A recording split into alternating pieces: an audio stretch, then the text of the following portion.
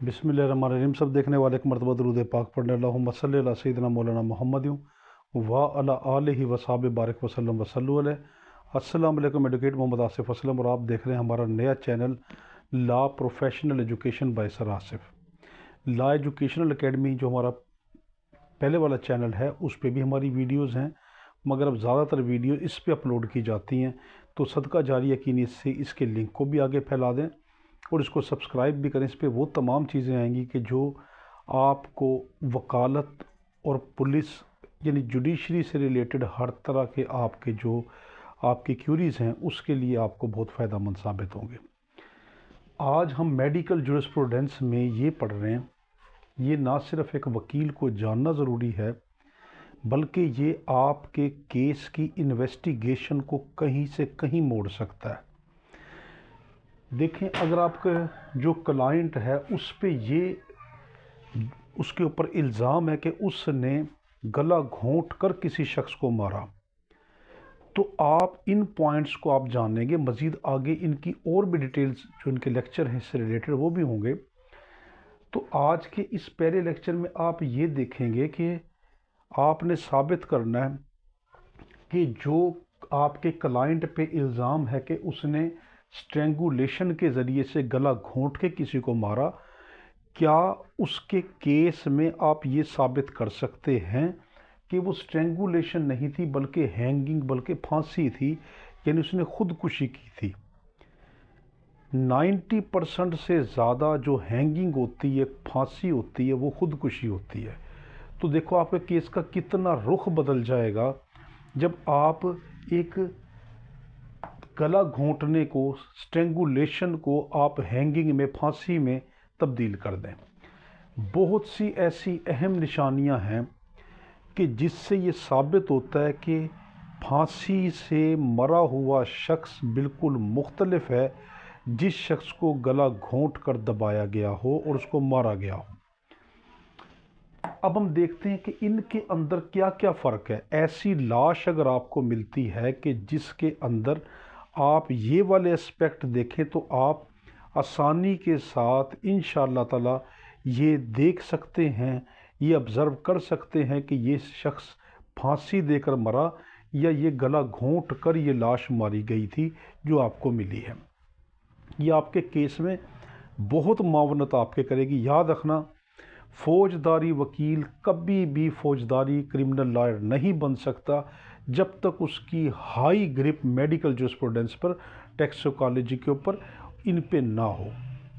हमारे वही लेक्चर अब ये हर तरह की फील्ड के लेक्चर इंशाल्लाह आएंगे। तो अब हम वक्त ज़ाया किए बिना देखते हैं कि एक तरफ है हैंगिंग यानी फांसी, दूसरी तरफ है स्ट्रेंगुलेशन यानी गला दबाकर मौत। दोनों में एक चीज़ तो कॉमन है, एस्फेक्सिया, सांस घुटकर मरना, यानी दोनों में सांस घुटने का अमल तो मस्ट है। फांसी दी हो या गला घोंटकर मारा हो, हैंगिंग हो या स्ट्रेंगुलेशन हो, दोनों में सांस का दबना, सांस का घुटना, दम का घुटना जो है वो दोनों में कॉमन है। अब आता है इसके अंदर फ़र्क।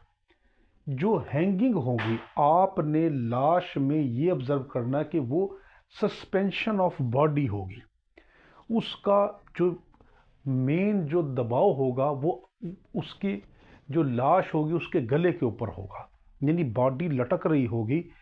तो जब बॉडी लटकेगी तो सारा दबाव कहाँ पड़ेगा? उसके गले के ऊपर। जब गले पर पड़ेगा तो लाजमन गर्दन की लंबाई थोड़ी सी खिंच जाएगी और बॉडी का टोटल जो ग्रेविटी, ज़मीन खींचने की जो ताकत है, उसका सारा का सारा जो फोकस होगा वो गर्दन बन जाएगी। तो पहला फ़र्क क्या है कि हैंगिंग में ये, फांसी में ये कि सस्पेंशन ऑफ बॉडी, बॉडी का लटकना होगा, और दूसरे स्ट्रेंगुलेशन यानी गला दबाकर मौत में फ़र्क क्या है? External force on body. अब इसको ज़रा समझें। एक शख्स को जब गला दबाकर मारा गया होगा उसके ऊपर एक्सटर्नल फोर्स यानी बैरूनी ताकत। मैं अगर किसी शख्स का अल्लाह ना करे गला घोंट कर मारता हूँ तो मैं एक्सटर्नल फोर्स हूँ, मैं बैरूनी ताकत हूँ कि जो उसके ऊपर ताकत लगा रहा है, उसको गला घोंट कर मार रहा है। अगर किसी शख्स को फांसी पे लटकाया जाए तो मैं एक्सटर्नल फोर्स नहीं हूँ, बल्कि उसका अपना जिस्म ही फोर्स है। ये बड़ा कीमती नुक्ता है कि उसका फांसी के अंदर उसका अपना जिस्म ही एक ताकत बन जाती है, क्योंकि वो झूल रही है, वो हवा में लटकी हुई है। ज़मीन की जो ग्रेविटी है, कशिश शकल है, खींचने की जो ताकत है, वो उसको नीचे खींच रही है। जबकि गला दबाकर मारने से क्या होगा कि एक्सटर्नल फोर्स ऑन बॉडी होगी, बैरूनी कोई शख्स ताकत लगाएगा। मैंने अभी बताया कि अगर मैं किसी पे एक्सटर्नल फोर्स लगाता हूँ तो मैं एक्सटर्नल फोर्स बन जाऊँगा उस शख्स के अगेंस्ट जिसको मैं मार रहा हूँ। दूसरा इसमें है लिंगेचर मार्क, यानी गले पे जो निशान होगा ना, इससे आप पहचान कर सकते हैं कि आपका जो क्लाइंट है उसने क्या इस शख्स का गला दबाया था, ये खुद फांसी पे झूल कर मरा है। तो लिंगेचर मार्क के जो उसकी गर्दन के ऊपर जो निशान है उसको आपने बड़े गौर से देखना है। अगर तो फांसी के जरिए एक शख्स दम घुटने से मरता है, उसका लिंगेचर मार्क तिरछा होगा, यानी इस तरह होगा, यानी मुकम्मल इस तरह सीधा नहीं होगा बल्कि तिरछा होगा, ऑब्लिक होगा। और जबकि अगर किसी ने किसी को गला दबाकर मारा है तो उसका लिंगेचर मार्क, उसका जो ज़ख़म का निशान है वो हॉरिजॉन्टल उफ़क़ी होगा। अब इसको देखें, अगर मैं किसी शख्स के गले के ऊपर दबाता हूँ तो निशान इस तरह सीधा पड़ रहा है, देखो ये सीधा पड़ रहा है, तो ये हॉरिजॉन्टल है। अगर कोई शख्स फांसी पे झूल कर मरता है तो निशान तिरछा होगा, टेढ़ा होगा, यानी यहाँ से लेके यहाँ तक का निशान होगा, या यहाँ से लेके यहाँ तक होगा। तो निशान अगर तिरछा हो, आप समझ जाएंगे इस शख्स को गला घोंट कर नहीं मारा गया बल्कि इसको फांसी पे लटका के मारा गया। तो आप अपने क्लाइंट को देखो, उसको मौत के मुंह से बचा के लेके आ रहे हो इन चीज़ों के ज़रिए से, कि आप देखेंगे अगर मेडिकल रिपोर्ट के अंदर उसका लिंगेचर मार्क अगर ऑब्लिक हुआ, तिरछा हुआ, आप कहेंगे कि ये तो गला घोंट कर मारा ही नहीं जा सकता, क्योंकि अगर मारा जाता तो उसका निशान क्या होता, हॉरिजॉन्टल होता या वर्टिकल होता, ऑब्लिक तिरछा ना होता। अगला पॉइंट, अगर ऐसी लाश मिली, उसके निशान को जब आप देख रहे हैं लिंगेचर मार्क को, अगर वो कॉन्टिन्यूस नहीं है, बड़ा कीमती नुक्ता, अगर गले के ऊपर निशान कॉन्टिन्यूस नहीं है, मुसलसल नहीं है। अब देखो मैं किसी को गला घोंट के अगर मारूंगा तो वो निशान कॉन्टिन्यूस है, देखो यहाँ से लेकर यहाँ तक मैं जिस टाइम यूँ हाथ रख के मारूंगा तो ये निशान कॉन्टिन्यूस मुसलसल निशान आएगा। जबकि जो फांसी का झूला हुआ शख्स होता है, वो लटका हुआ जो शख्स होता है, उसका निशान मुकम्मल कॉन्टिन्यूस नहीं होगा, किसी जगह पर उसके जिस्म का दबाव ज़्यादा पड़ेगा, क्योंकि वो स्ट्रगल भी करेगा, वो लटकते हुए हाथ पांव भी मारेगा, तो उसका जो निशान होगा वो कॉन्टिन्यूस नहीं होगा। ये छोटे छोटे नुक्ते आपके केस को कहाँ से कहाँ ले जा सकते हैं, आपके क्लाइंट को उम्र कैद या मौत से बचाकर उसको किसी और तरफ ले जाएंगे, बल्कि बाइज्जत भी बरी करवा सकते हैं। जब आप देखेंगे मेरे क्लाइंट ने तो उसको मारा ही नहीं, ये तो खुद उस पर झूल के मरा है फांसी पर, तो आपका क्लाइंट तो बरी है। तो इसमें क्या, जो फांसी होगी इसके अंदर सर्कल जो ये निशान होगा, ये लिंगेचर मार्क जो होगा वो कॉन्टिन्यूस नहीं होगा, बल्कि कहीं पे ज़्यादा होगा, कहीं पे कम होगा। जबकि अगर आपने गला घोंट के स्ट्रेंगुलेशन के ज़रिए मारा है, वो निशान सर्कुलर होगा। उसके बाद है हमारे पास कि बोन फ्रैक्चर रेयर। आप उसकी मेडिकल रिपोर्ट में देखेंगे कि अगर उसकी ये इंटरनल कार्टिलेज की जो बोन्स हैं, जो हड्डियां हैं, ये अगर फ्रैक्चर नहीं है, आप क्या कहेंगे कि ये शख्स फांसी पर लटक कर मरा है। देखो अगर ये हड्डियां नहीं टूटी गर्दन की, ये कार्टिलेज की ये वाली जो हड्डियां हैं, वोकल कार्ड, वोकल बैंड, ये हड्डियां जो जा रही हैं, ये अगर नहीं टूटी तो वो फांसी है। और अगर टूट गई हैं तो फिर वो गला घोंट के मारा। जब बंदा किसी का गला घोंट के मारता, वो इतना दबाव डालता है कि जितना जल्द हो सके ये मर जाए, और उसका इतना प्रेशर गर्दन के ऊपर होता है कि ये हड्डियां टूट जाती हैं। तो अगर हड्डियां टूटी मेडिकल रिपोर्ट के अंदर, आप कहेंगे इस शख्स को उन्होंने गला घोंट के मारा। अगर हड्डियां नहीं टूटी तो आप क्या कहेंगे कि ये फांसी पे लटक के मरा। देखो कभी वकील इस तरफ से होता है, मुद्दई की तरफ से होता है, कभी मुलजिम की तरफ से होता है। तो आप दोनों पहलू को गौर से देखें कि आपके पास केस कौन सा आया, फिर आपने उसी की हमायत के अंदर जाना है। आगे है हमारे पास सॉफ्ट टिश्यू डैमेजेस रेयर। अगर अंदरूने जो गला, जो मेडिकल रिपोर्ट आएगी उसमें लिखा होगा सॉफ्ट टिश्यू डैमेजेस, अंदरूनी जो टिश्यूज़ हैं, जो नरम टिश्यू हैं, जो नरम बाफ्ते हैं, जो नरम गोश्त है, अगर वो उसको डैमेज नहीं हुआ, यानी वो ज़्यादा ख़राब नहीं हुई, उस पर ज़्यादा दबाव पड़ने से वो नहीं फटे अंदर के टिश्यू, आप क्या कहेंगे, ये फांसी है। देखें मेडिकल रिपोर्ट में देखेंगे, उसकी एमएलसी में देखेंगे, उसकी पोस्टमार्टम रिपोर्ट में देखेंगे कि अगर उस शख्स के जो सॉफ्ट टिश्यू है, अंदरूनी टिश्यू गर्दन के, अगर वो उनको डैमेज, उनको नुकसान कम हुआ है, आप क्या कहेंगे, ये फांसी थी। अगर इतना नुकसान हुआ है कि वो फट गए हैं, वो आपस के अंदर कोलैप्स हो चुके हैं, तो अब आप क्या कहेंगे कि ये फांसी नहीं हो सकती, बल्कि इस शख्स का गला घोंट के इसको मारा गया था। अगला क्या पॉइंट है दोनों में फ़र्क का, आगे है साइन ऑफ वायलेंस, तशद्दुद की अलामतें। जिस लाश के गले के ऊपर या जिस्म के ऊपर तशद्दुद की अलामतें नहीं होंगी, आप कहेंगे ये शख्स फांसी लगाकर मारा गया। जब एक शख्स झूल ही हवा में रहा है, उसकी कोनियों पर, कमर पर, पाँव पे किस तरीके से निशानात आ सकते हैं, तो निशानात तो नहीं आए, स्ट्रगल मार्क तो नहीं है। अगर वो शख्स गला घोंट कर मारा गया होगा तो उसके ऊपर साइन ऑफ वायलेंस ये कॉमन होगा, आम मिलेगा आपको। तो ये भी पहचान है कि लाश को देखेंगे कि उसके कोनियों पर, बाजू पर, कमर पर, टांगों पर, हिप्स के ऊपर, एड़ियों पर, ये किसी जगह के ऊपर तशद्दुद के निशानात हैं। अगर हैं और गर्दन पे भी ये मार्क जो ऊपर हमने देखे ये आ रहे हैं, तो वो शख्स क्या है, उसका गला घोंट के मारा गया। और अगर ऐसे नहीं है निशान, साइन ऑफ वायलेंस नहीं है, तो फिर वो शख्स फांसी लटक के मरा। दूसरा आपने ये देखना है कि बुरीज की नील जिस्म पे पड़ना, नेल मार्क या खरोचों के निशान होना, या डिफेंस इंजरी, अपने आप के बचाव के अंदर कोई ज़ख्म लग जाना, क्या ये है? अगर ये है तो ये गला दबाकर मारा, अगर नहीं, यानी यहाँ पे लिखा रेयर कि ऐसा नहीं होगा, ब्रोजेस भी नहीं होंगे, नील मार्क्स भी नहीं होंगे, यानी नखूनों के निशानात भी नहीं होंगे, और डिफेंस इंजरी, अपने बचाव के अंदर उस शख्स ने कोई भी अपने जिस्म को ज़ख्म नहीं दिया होगा। तो ये क्या अलामतें हैं, ये सारी की सारी फांसी की अलामतें हैं। और अगर ये तमाम चीज़ें पाई जाएं, मोस्ट कॉमन किस में होगी, स्ट्रेंगुलेशन में, कि यानी उसका गला घोंट कर मारा गया।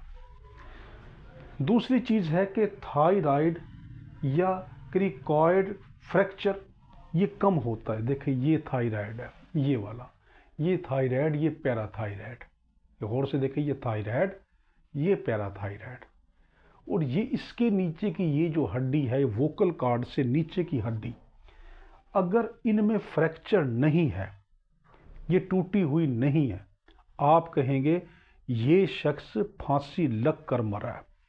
और अगर ये टूटी हुई हो, देखो ये वाली हिस्सा, ये वोकल कॉर्ड, ये टूटी हुई हो, तब आप क्या करेंगे, क्या कहेंगे कि ये शख्स गला दबाकर मारा गया। देखें अगर गले की ये हड्डियां जो हैं ये टूट गई हों तो गला दबा के मरा, और अगर ना टूटी हों तो वो शख्स फांसी दे के मरा। आगे है लेवल ऑफ मार्क, बड़ा कीमती है। अगर उसका जो ये निशान गले पे पड़ा हुआ, आप जिस टाइम गला घोंट के मारें या वो शख्स फांसी से मरा हो, निशान तो गर्दन पे आएगा। आपने ये देखना है, अगर वो थायराइड ग्लैंड से ऊपर है, यानी यहाँ पे है, तो वो फांसी है। अगर नीचे है, यहाँ पे निशान है, तो गला घोंट के मारा, बड़ा कीमती। अगर थायराइड ग्लैंड से ऊपर है निशान गला घोंटने के, तो वो क्या होगा, वो फांसी दे के मरा। अगर नीचे होगा, यहाँ पे होगा, तब वो शख्स गला दबा के मारा, क्योंकि जब गला दबाया जाता है तो उसका फुल प्रेशर इस वोकल कॉर्ड से नीचे की तरफ होता है ताकि सांस दब जाए। जबकि जो फांसी होती है वो बंदा इतना लटक चुका होता है कि उसकी गर्दन यूं होती है और ये जो रस्सी है वो यहाँ तक आती है। फिर है नॉट साइज बैग, यानी कि अगर तो आपको उसकी गर्दन के पिछले हिस्से के ऊपर यहाँ पर अगर गिरा का निशान बना हुआ नजर आए, जब बंदे को फांसी दी जाती है आखिर रस्सी को गिरा तो लगाई जाएगी, गांठ तो लगाई जाएगी, वो गांठ का निशान, गिरा का निशान अगर गर्दन के पिछले हिस्से पे अगर है तो आप कहेंगे ये फांसी की अलामत है। अगर ऐसा कोई निशान नहीं है तब फिर किसी भी तरीके की उसका फांसी नहीं दी गई, यानी उसको फिर जो है गला दबाकर नहीं मारा गया। दोबारा देखें, अगर गर्दन के पीछे गिरा का गांठ का निशान है तब वो फांसी देके मरा, अगर निशान नहीं है तो फिर वो शख्स गला दबाकर मारा गया। एक और चीज़, जब आप उस लाश के चेहरे को देखेंगे, आपने उसकी मेडिकल जो रिपोर्ट होगी, उसकी पोस्टमार्टम रिपोर्ट होगी, उसमें देखना कि उसके एक्सटर्नल फीचर में क्या आएगा। उसमें अगर पेल फेस लिखा, जर्द चेहरा हुआ पड़ा था, तब उस शख्स को फांसी लगा के मारा गया। अगर लाश का चेहरा पेल नहीं था, जर्द नहीं था, बल्कि ब्लड कोएगुलेंटेड था, यानी उस पर खून के अंजमाद के, खून के जमे हुए होने के निशानात अंदरूनी जिल्द में मौजूद थे और वह ब्लूइश फेस था, नीले रंग का जो चेहरा था, आप कहेंगे कि अब ये जो बंदा था ये गला घोंट के मारा गया। जर्द चेहरा था तो उसको फांसी दी गई। अगर चेहरा जर्द नहीं था बल्कि उसमें खून के जिल्द में अंदरूनी निशानात जमे हुए, यानी कि उसका कोएगुलेंटेड, ब्लड कोएगुलेंटेड फेस था और ब्लूइश फेस था, नीली माइल, सुरमई माइल उसका अगर फेस था, तब वो उसको फांसी नहीं बल्कि गला घोंट के मारा। आगे आ जाते हैं लॉन्ग निक। ये भी देखना है क्योंकि पूरी जिस्म की, बॉडी का पूरा जो दबाव होता है वो किस पे होता है, वो गर्दन पे होता है। तो इसलिए गर्दन जो है वो कुछ लंबी हो जाती, खिंच जाती है और साइड की तरफ गिर जाती है, यानी साइड की तरफ इस तरह झुकी हुई सी होगी, लंबी होगी। अगर ऐसी गर्दन नहीं है तो फिर वो शख्स गला घोंट के मारा गया। अगर नॉर्मल साइज की गर्दन है तो गला घोंट के मारा, अगर थोड़ी सी लंबी गर्दन है, झुकी हुई सी है, तो वो फांसी दे के मरा। आगे है ब्लड फ्रॉम नोज माउथ निक नो। मुंह से खून, नाक से खून और कानों से अगर खून नहीं आ रहा, लाश का जो बैरूनी मुआयना होगा, जो उसका एक्सटर्नल फीचर्स होंगे, एक्सटर्नल ऑब्जर्वेशन होगा बॉडी का, तो उसमें आप देखेंगे कि क्या उसके नाक, मुंह और कानों से खून गया था। अगर तो खून नहीं गया तो अब क्या बॉडी क्या होगी कि वो फांसी देके मरा। अगर लाश के मुंह से, नाक से और कानों से खून बह रहा था, अब उसको गला घोंट के मारा गया। जब गला घोंट के मारते हैं, इतना दबाव होता है और बंदा स्ट्रगल भी करता है, तो उसकी वजह से जो प्रेशर है दिमाग में, जो खून की सप्लाई और नीचे से जो सप्लाई ऊपर बॉडी को जा रही है, इन दोनों में एक बैरियर बन जाती है, एक रुकावट बन जाती है, जिसकी वजह से ऊपर वाला खून और नीचे वाला जो खून है वो अलग हो जाता है और एक्सटर्नल हिस्से का जो खून है और इंटरनल जो नीचे हिस्से का जो खून है, वो दोनों के दोनों एक प्रेशर क्रिएट करते हैं, जिसकी वजह से नाक, मुंह से खून आना शुरू हो जाता है। तो अगर खून नहीं था मुंह, नाक और कान से, तब फांसी।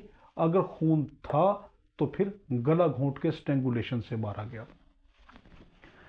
ये बड़ा कीमती है कि सर्विकल वर्टिब्रा डिसलोकेट, हमारे जो रीढ़ की हड्डी जा रही है ना पीछे खोपड़ी से, जो वो गर्दन से गुजरती है, इसको कहते हैं सर्विकल वर्टिब्रा।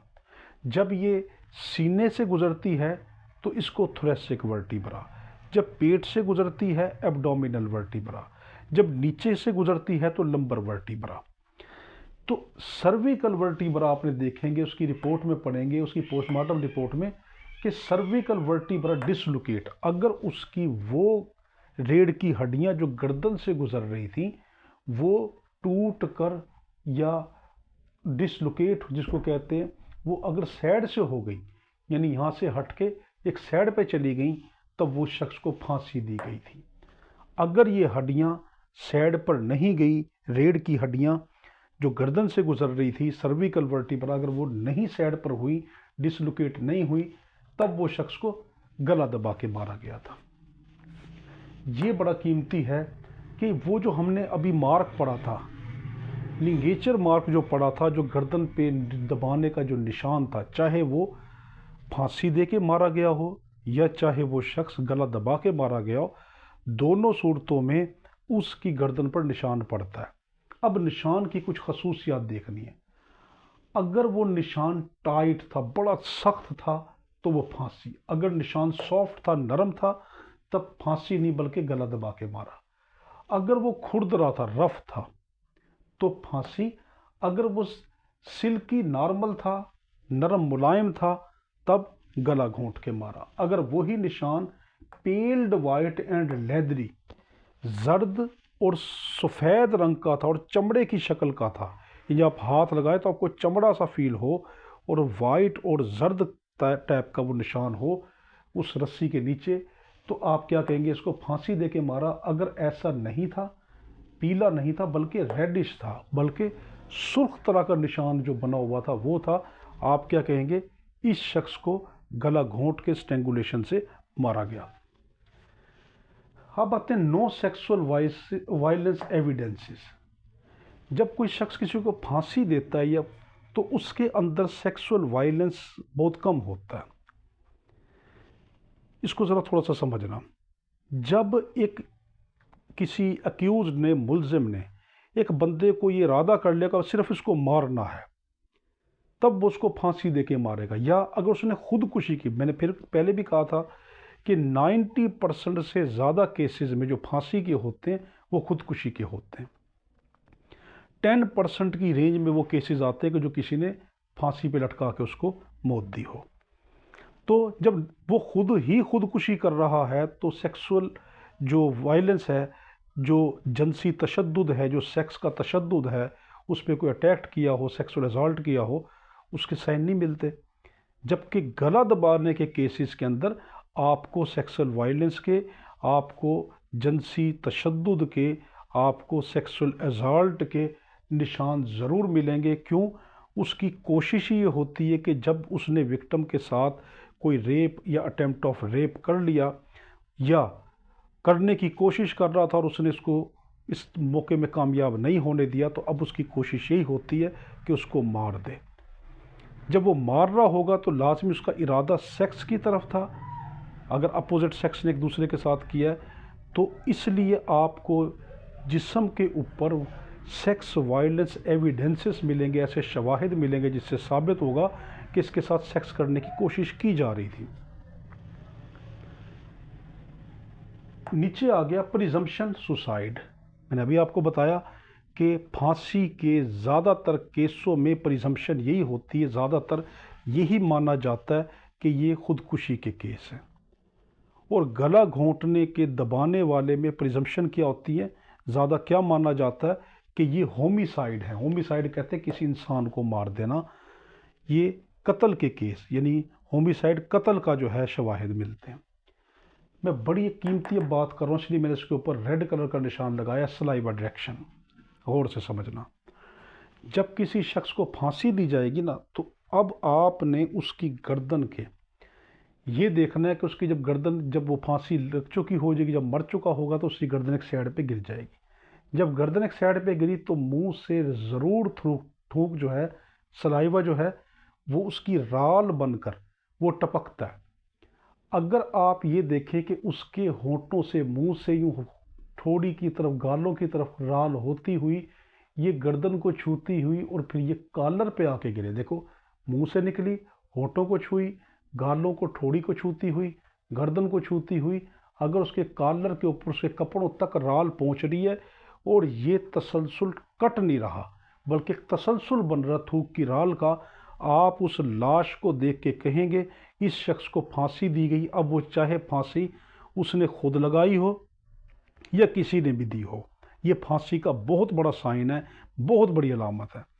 अगर ऐसे थूक नहीं टपक रहा लाश से, खाली यहाँ से आया यहाँ गिर गया, बल्कि पूरी एक तसलसल नहीं बना रहा, अब आप कहेंगे ये शख्स गला घोंट कर स्ट्रेंगुलेशन के जरिए मारा गया। ये इसके अंदर आ गया। अब यहाँ पे केस है,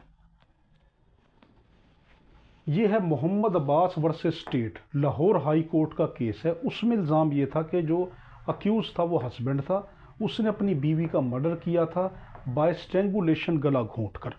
तो हाई कोर्ट ने ये चीज़ों को ऑब्जर्व किया। देखें, हाई कोर्ट ने इस चीज़ों को ऑब्जर्व किया। पहला चीज़ क्या, लिंगेचर मार्क्स डायरेक्शन, वही चीज़ें जो मैंने अभी आपको बताई थी कि जो गले पे निशान पड़ा होगा क्या वो तिरछा होगा या हॉरिजॉन्टल होगा। फिर उसके मार्क जो है हमारे पास लिंगेचर मार्क, क्या टाइट है, रफ है, पेल है या वो रेडिश है, इन सब को उसने ऑब्जर्व किया सज़ा देने से पहले, फैसला सुनाने से पहले। फिर वो आगे इसके अंदर कि इसकी डायरेक्शन क्या थी, ट्रांसवर्स था, ऑब्लिक था, हॉरिजॉन्टल था, क्या आ गया। कॉन्टिन्यूटी, अभी हमने देखा कि जिस टाइम गला दबाया जाता है तो निशान मुसलसल पड़ता है। जब गला घोंटते तो यहाँ से यहाँ तक निशान मुसलसल पड़ता है। कॉन्टिन्यूटी देखी गई कि क्या निशान मुसलसल था, सर्कल, या कहीं पे ज़्यादा था, कहीं पे कम था। तीसरा, सर्कमस्टेंशियल एविडेंस देखे गए कि हालात इर्द गिर्द क्या थे जिसने ये साबित किया कि क्या उस शख्स को फांसी दी गई, फांसी से मारा गया या गला घोंट के मारा गया। तो देखो, हाई कोर्ट ने सज़ा देने से पहले इन तमाम मेडिकल एविडेंसेस को देखा कि क्या ये केस जो इल्ज़ाम लगाया गया शोहर के ऊपर, किसने अपनी बीवी को स्ट्रेंगुलेशन, फांसी, ये गला घोंट के मारा, क्या सच है या नहीं। तो ये सब कीमती पॉइंट है सज़ा से पहले के। अब हमारे पास यहाँ से आ गया प्रैक्टिकल फोकस। बतौर वकील आपने इस सब के अंदर वो तमाम पॉइंट ज़रूर देखने के जो अभी हमने देख लिए, मगर आपने ये पॉइंट बिल्कुल नहीं भूलने। पहला, आपने ये देखना है कि लिंगेचर मार्क की डायरेक्शन क्या है, क्या वो ऑब्लिक तिरछा है, यानी गले पे जो निशान रेड पड़ा हुआ है, जो निशान पड़ा हुआ है, क्या तिरछा है या सीधा है, उसकी डायरेक्शन देखनी। दूसरा है अबाउ थायराइड है या बिलो थायराइड है। अगर थायराइड से मैंने बताया था वो निशान अगर ऊपर हो तो वो फांसी का, अगर वो नीचे हो तो फिर वो गला घोंट के मारने का। फिर आपने ये देखना है कि नेक मसल हेमरेज, गर्दन के मसल में खून की मिकदार मेडिकल रिपोर्ट में, पोस्टमार्टम रिपोर्ट में क्या आई है। अगर गर्दन में खून रुका हुआ है तो फिर आपने क्या कहना है, वो स्ट्रेंगुलेशन है। अगर नहीं रुका तो फिर वो हैंगिंग यानी फांसी है। हाइड बोन, ये हमारे गले की हाइड बोन होती है, ये सपोर्ट करती है हमारे वोकल कॉर्ड के हिस्से को। इसको भी देखना, अगर ये इंटैक्ट है, दब गई, फट गई, तब स्ट्रेंगुलेशन यानी गला दबा के मारा। अगर नहीं, तब उस शख्स को हमने ये देखा कि उसको फांसी दी गई। यहाँ तक का हमारा लेक्चर था। इसमें हमने ये चीज़ पढ़ी कि एक आपका क्लाइंट आपके पास आया, आपने उसको मौत की या उम्र कैद की सज़ा से बचवाना है, और उसके लिए क्या अगर उस पर इल्ज़ाम है कि इसने गला घोंट के मारा, तो आपने साबित क्या करना है कि नहीं, ये फांसी थी, जो खुदकुशी थी। देखें, मैं ये नहीं सिखा रहा कि आप झूठ बोलें, मैं ये कह रहा हूँ अगर वो वाकई बेगुनाह है और वो कस्में उठाता है कि मैं बेगुनाह हूँ और शवाहिद भी ये मिलते हैं कि बेगुनाह है, तब आपने उस गला दबाने को, स्ट्रेंगुलेशन को कन्वर्ट किसकी तरफ करना है, हैंगिंग की तरफ। अगर आप मुल्जिम के वकील हैं, अक्यूज्ड के आप एडवोकेट हैं, अगर आप प्रोसिक्यूशन की तरफ से हैं, अगर आप मुद्दई साइड से हैं और आप मुल्जिम को सज़ा दिलवाना चाहते हैं, तो अब आप हैंगिंग की तरफ नहीं जाएंगे, बल्कि किसकी तरफ आएंगे, स्ट्रेंगुलेशन की तरफ। ये साबित करेंगे कि ये फांसी नहीं है, बल्कि ये स्ट्रेंगुलेशन है, गला दबा के मारा गया। ये बहुत कीमती सीरीज़ हमारे पास ये अब आना हमने शुरू की हुई है, रिकॉर्ड करवाना शुरू की हुई है। आपने इस चैनल को, जिसका नाम है law professional education by sir Asif, इसको आपने खुद भी सब्सक्राइब करना है और सदका जारिया के नीचे इसके लिंक को आगे भेजना, ताकि ज़्यादा से ज़्यादा लोग इससे इस्तिफ़ादा हासिल कर लें। बहुत शुक्रिया। हमारे में दुआ करना। अल्लाहुम्मा सल्ली अला सय्यिदिना मौलाना मुहम्मद व अला आलिहि व सल्लम। अल्लाह हाफिज़।